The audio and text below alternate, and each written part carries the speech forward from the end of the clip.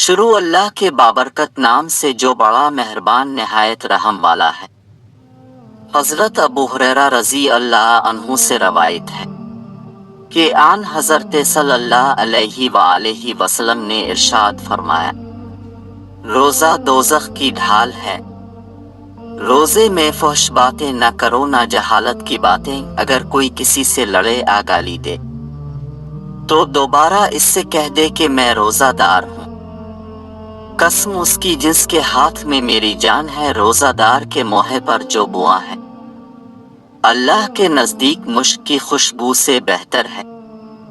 اللہ فرماتا ہے روزہ دار میرے لیے اپنا کھانا پانی چھوڑ دیتا ہے اور اپنی خواہش تک ترک کر دیتا ہے۔ روزہ خاص میرے لیے ہے اور میں خود ہی اس کا بدلہ دوں گا، اور ایک نیکی کے بدلے 10 نیکیوں کا ثواب ملے گا۔ بخاری شریف جلد اول کتاب الصوم، حدیث نمبر 1776۔